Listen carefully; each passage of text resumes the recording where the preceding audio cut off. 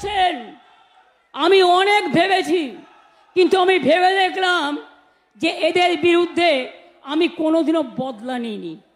আমরা বলেছিলাম বদল চাই, বদলা নয়। আজ বলছি ও কথা নয়, আজ বলছি যেটা করার দরকার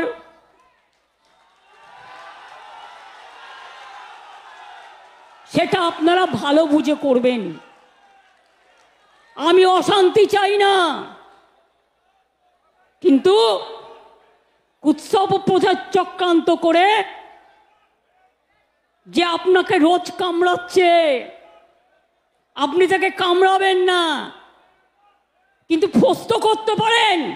মোদিবাবু আপনার পার্টিকে দিয়ে আগুন লাগাচ্ছেন, মনে রাখবেন বাংলায় যদি আগুন লাগান আসামও থেমে থাকবে না, নর্থ ইস্টও থেমে থাকবে না, উত্তরপ্রদেশও থেমে থাকবে না, বিহারও থেমে থাকবে না, ঝাড়খণ্ডও থেমে থাকবে না, উড়িষ্যাও থেমে থাকবে না, আর দিল্লিও থেমে থাকবে না।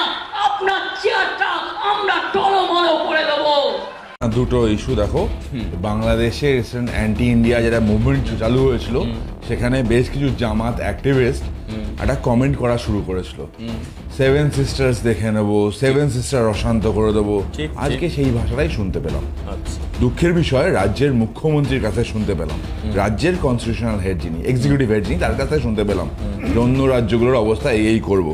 শুনতে পেলাম কারণ আছে, পশ্চিমবঙ্গর বর্ডার এরিয়ায় বেশ কিছু ইলিগাল মাদ্রাসা আছে যেগুলো জামাতি অ্যাক্টিভিটি বেড়ে চলেছে, সেখানে জামাতি ট্রেনিং ক্যাম্প চালানো হয়। আমি বলছি না, যখন কংগ্রেস গভর্নমেন্ট ছিল, কংগ্রেস গভর্নমেন্ট একাধিক নোটিশ করেছিল রাজ্যকে, পরবর্তীকালে ভারতীয় জনতা পার্টি যখন কেন্দ্র সরকারে আসে তারপর একাধিক নোটিশ করা রাজ্যকে টু চেক ডাউন করা হয়নি।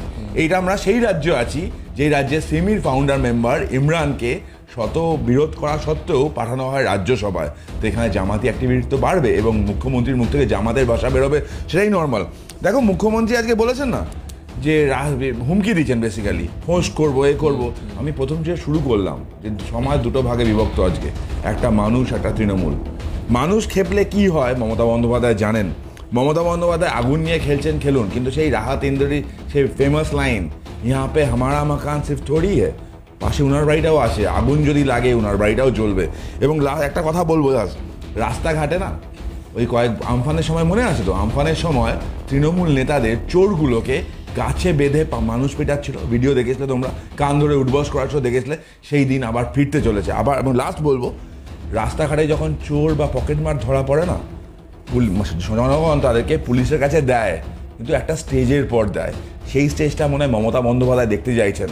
তার দলে যে চাল চোর, ত্রিপল চোর, চাকরি চোর এবং ধর্ষক যারা আছে তাদেরকে মানুষ যদি বুঝে নেওয়া শুরু করে, মমতা বন্দ্যোপাধ্যায় দলের কর্মী পাবেন তো।